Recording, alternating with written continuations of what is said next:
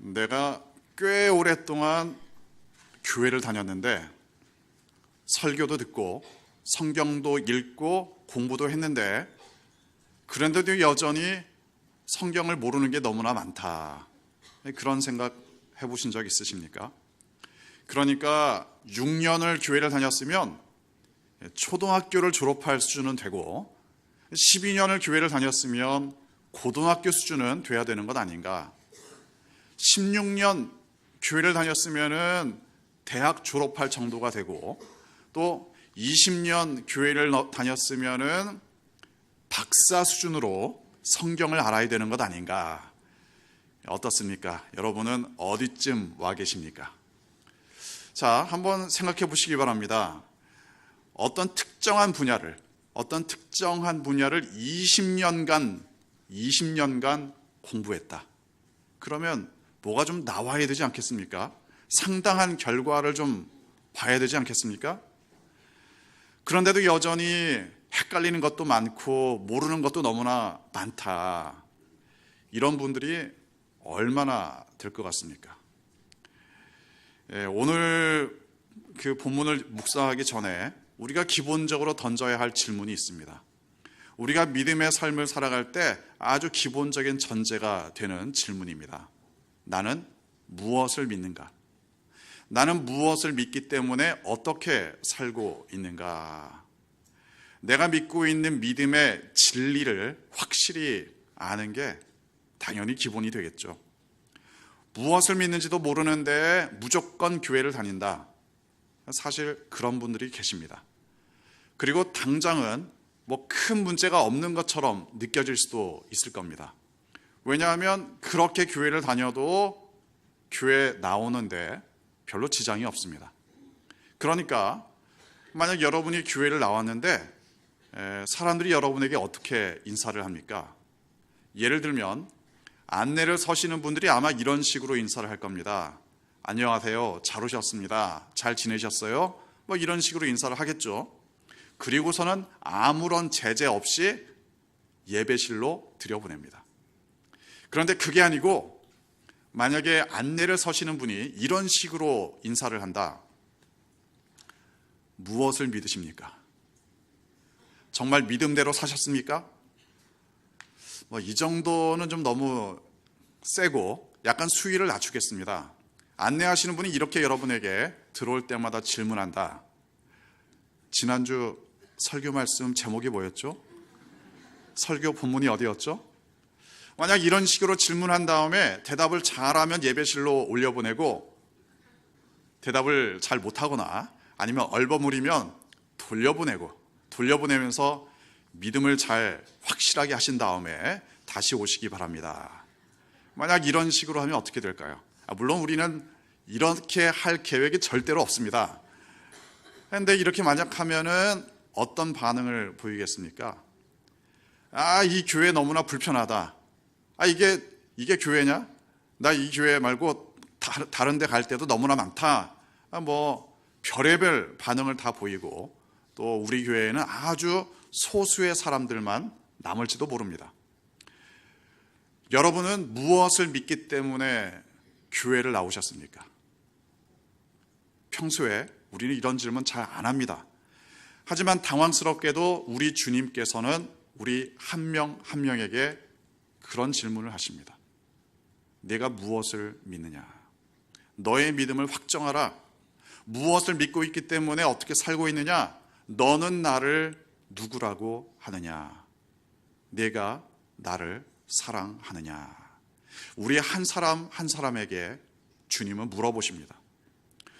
오늘 본문은 예수님께서 제자들에게 던진 질문으로 시작합니다. 본문 51절 함께 읽겠습니다. 이 모든 것을 깨달았느냐 하시니 대답하되 그러하오이다. 질문 자체는 평범해 보입니다. 너희들 내가 가르친 거 다 깨달았느냐? 뭐 이건 오늘날의 선생님들도 충분히 할 수 있는 질문입니다. 잘 알았지? 알아들었지? 잘 이해했지? 뭐 얼마든지 가능한 질문입니다. 만약 잘 못 알아들었다면, 이해하지 못했다면 다시 가르치면 되겠죠. 그런데 왜 예수님께서는 왜 이걸 물어보셨을까요? 제자들이 어떤 수준인지 예수님은 다 알고 계십니다. 오늘 본문 이전까지 예수님은 모두 6번의 비유를 말씀하셨습니다. 천국을 설명하시기 위해서 6번의 비유, 그걸 통해서 말씀하셨습니다. 오늘 본문에서 마지막 7번째 비유를 말씀하십니다. 6개의 비유로 천국을 말씀하셨는데 천국은 하나님의 다스리심이다. 사람의 생각, 사람의 경험, 사람의 한계에 갇혀 있지 않고 하나님께서 다스리시는 것이 천국이다. 그래서 지금도 천국을 경험할 수 있고 죽어서도 천국을 경험할 수 있다. 하나님의 나라, 하나님께서 다스리시는 그 천국, 다양한 비유를 사용해서 말씀하셨습니다. 저도 오늘까지 9번의 설교, 다음 주까지 하면 10번의 설교를 통해서 마태복음 13장을 설교할 계획입니다. 그런데 여러분 잘 이해가 되십니까? 이제 천국에 대해서 확실하게 감을 잡으셨습니까? 이 모든 것을 깨달았느냐? 만약 예수님이 질문하신다면 뭐라고 대답을 하시겠습니까? 예수님의 제자들은 주저하지 않고 이렇게 대답했습니다. 네, 다 알겠습니다. 다 깨달았습니다. 깨닫기는 우리 알고 있습니다. 제자들이 우리들보다 더 뛰어나고 훌륭한 사람들입니까? 단순하게 비교하기는 어렵지만 제자들은 기본적으로 가방끈이 짧습니다. 그런데도 대답은 참 시원하게 합니다. 그렇다면 예수님의 제자들은 정말 무엇인가를 이해했다는 말입니까? 예수님의 천국 말씀을 명확하게 깨달았습니까? 자, 이제 나중 이야기를 먼저 합니다. 예수님께서 십자가에 달리시고 부활하셨습니다. 승천하시기 전에 마지막으로 제자들에게 가르치셨습니다. 뭘 가르치셨느냐? 사도행전 1장을 보면 하나님 나라, 천국에 대해서 가르치셨습니다. 아마 이 마태복음 13장의 말씀도 다시금 반복하셨을 겁니다. 그런데 그때 제자들 중에는 이렇게 질문하는 사람이 있었습니다. 주님께서 이스라엘에게 나라를 회복시켜 주시는 것이 바로 지금입니까? 말하자면 제자들 중에는 하나님의 나라를 이렇게 이해했다는 거죠. 현실 세계에서의 국가, 그런 정도의 개념으로 하나님 나라를 이해했다는 말입니다. 아무리 예수님께서 천국에 대해 말씀하셔도 엉뚱한 말을 하는 사람이 있었습니다. 그런데 그 제자도 예수님께서 물어보실 때는 아주 시원하게 대답했습니다. 네, 다 알죠. 다 알죠. 그런데 나중에 보니까 엉뚱한 소리 하고 있었던 겁니다. 예수님은 제자들의 수준을 잘 아셨습니다. 엉뚱한 생각하는 것도 잘 아셨습니다. 아시면서도 물어보셨고 또 대답을 듣고 넘어가셨습니다. 야, 니들이 알기는 뭘 알아? 이렇게 말씀하지 않으셨습니다. 그냥 넘어가셨습니다. 예수님께서 제자들과 나누는 대화를 보면 형태가 있습니다. 어떤 때는 아주 짚고 넘어가시는 때가 있고 어떤 때는 그냥 넘어가실 때가 있습니다. 오늘 본문에서는 그냥 넘어가셨습니다. 때로는 다 이해 못해도 아시면서도 그냥 넘어가셨습니다. 여러분의 경우에는 어떤 경우에 그냥 넘어가십니까? 상대방이 이해를 잘 못했습니다. 또는 상대방이 나에게 기분 나쁘게 했습니다. 또는 상대방이 나에게 잘못을 저지르고 나에게 거짓말을 합니다. 그런데도 그냥 넘어갈 때가 있죠. 절대로 안 넘어갑니까? 그냥 넘어갈 때가 있습니다. 왜 넘어가십니까? 귀찮아서 그냥 넘어가시는 분도 계시죠. 하지만 그런 경우가 아니라면 어떤 이유로 넘어갈까요? 창세기 18장을 보면 이런 사건을 기록합니다. 하나님께서 소돔과 고모라 성을 멸망시키기 전에 땅을 살펴보시기 위해서 내려오셨습니다. 지나가시다가 아브라함의 집에 들르셨죠. 소돔과 고모라에 대해서 말씀을 하시기 전에 하나님은 아브라함에게 이런 말씀하셨습니다. 내년 이맘때쯤에 너에게 아들이 태어날 것이다. 그런데 그때가 아브라함의 나이 100세, 사라의 나이 90세, 그런 나이가 되는 때입니다. 그러니까 아무리 지금까지 하나님께서 아들을 약속하셨지만 그건 아브라함과 사라가 볼 때 황당한 이야기였죠. 그러자 사라가 속으로 웃습니다. 그리고 이런 식으로 중얼거립니다.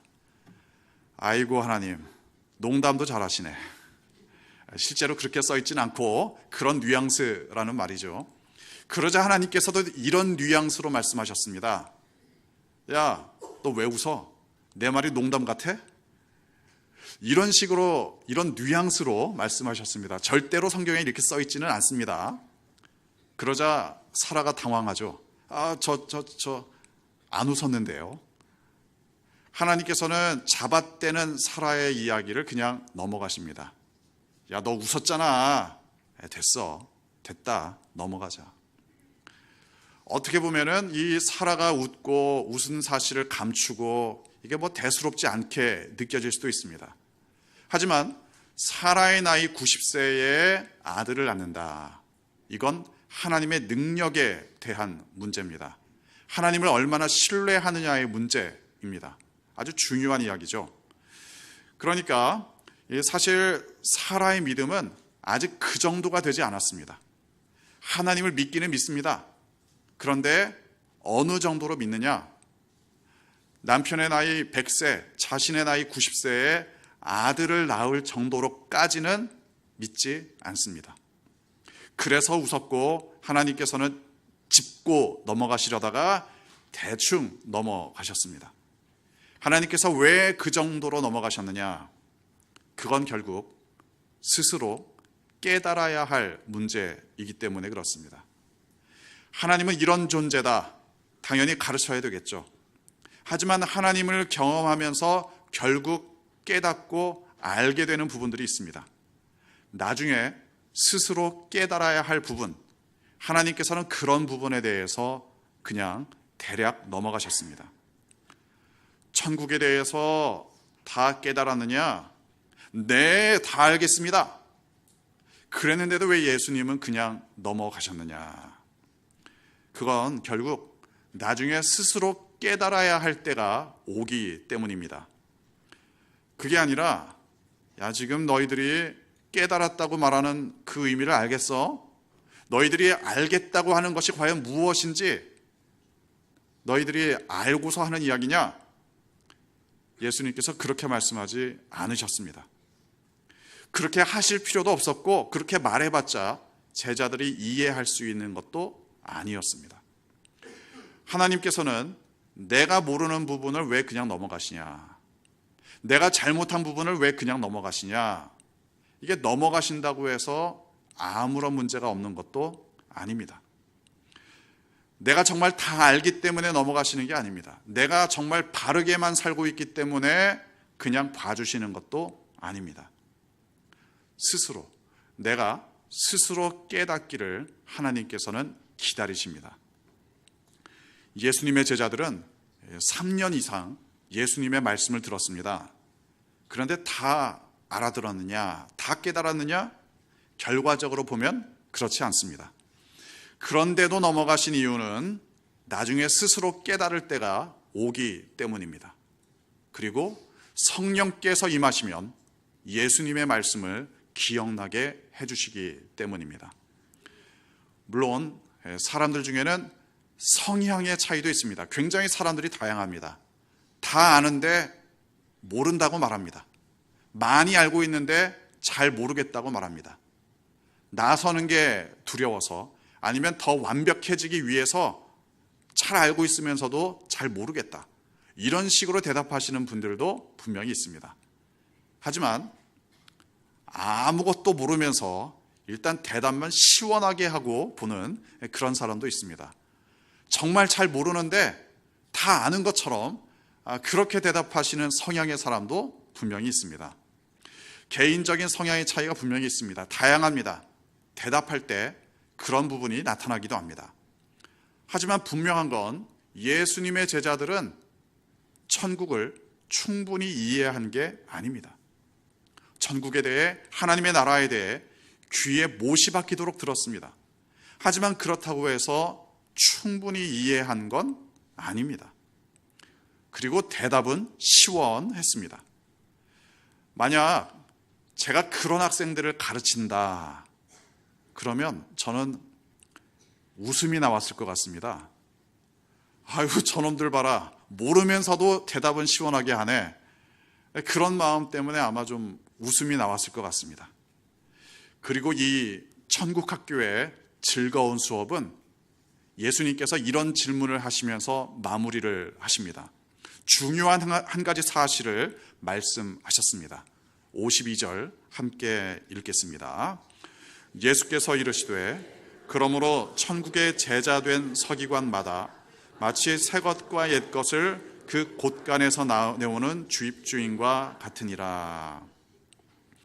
천국을 이해한다, 하나님의 나라를 깨달았다, 이런 사람들이 해야 할 일이 있다는 말입니다. 천국의 학생들, 천국의 제자들에게 예수님은 역할, 사명을 부여하셨습니다. 천국을 제대로 이해한다면 깨닫게 되는 사실이 있습니다. 하나님은 예나 지금이나 영원토록 변함이 없으시다. 하나님은 영원히 변함이 없으시다. 하나님은 영원히 온 세상의 주인이시다. 하나님은 영원히 사람들을 사랑하시고 영원히 인격적인 관계 가운데 있기를 원하십니다. 하나님은 임마누엘 하나님, 우리와 함께 하시는 하나님이십니다. 그래서 구약 성경을 보면 끊임없이 하나님이 이렇게 말씀하십니다. 너희는 내 백성이 되고 나는 너희의 하나님이 되리라. 신약을 봐도 마찬가지입니다. 너희가 내 안에 있고 내가 너희 안에 있는 것을 너희가 알리라. 본문에서 천국의 서기관들, 이건 천국의 율법 교사를 의미합니다. 예나 지금이나 성경을 잘 가르쳐 줄 수 있는 선생님이 필요합니다. 중요합니다. 이제 너희가 다 천국을 깨달았다면 천국의 교사로서 역할을 감당해야 된다, 이런 말씀을 하고 있습니다. 천국의 교사들은 새 것과 옛 것을 잘 가르쳐야 합니다.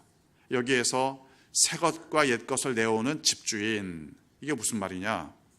한번 이런 식으로 생각해 보시면 되겠습니다. 예를 들어 봅니다. 어느 집에 창고가 있습니다. 손님이 찾아오자 주인이 창고에서 옷 2벌을 꺼내옵니다.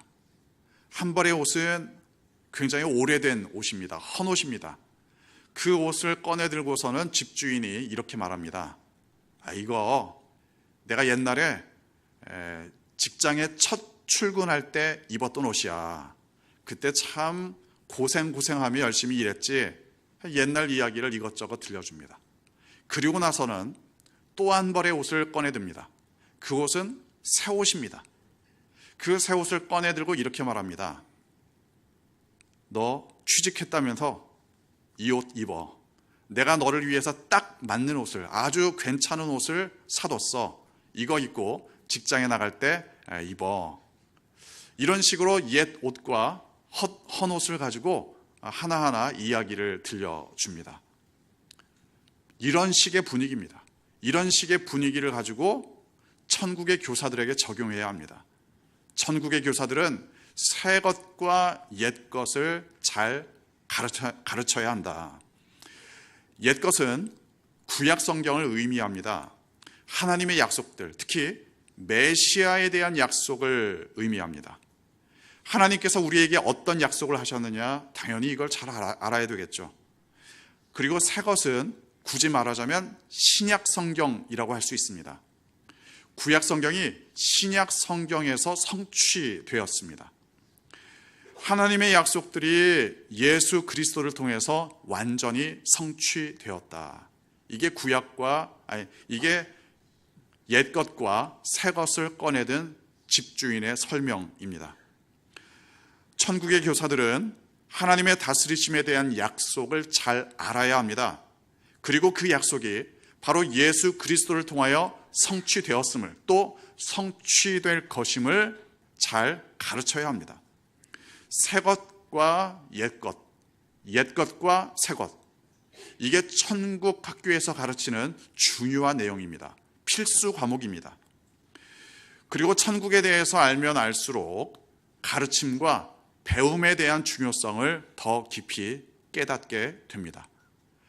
이사야 50장 4절 말씀 함께 읽겠습니다.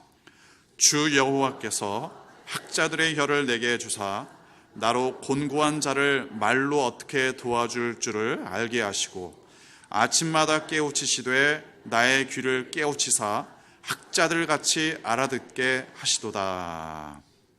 천국을 배우는 이유, 천국을 가르치는 이유, 바로 여기에 있습니다. 고달프고 지친 사람들을 위로하기 위해서. 천국 학생들은 이제 교사가 되어서 이 내용을 가르쳐야 합니다. 천국을 가르치기 위해서 아침마다 하나님의 말씀을 들어야 합니다.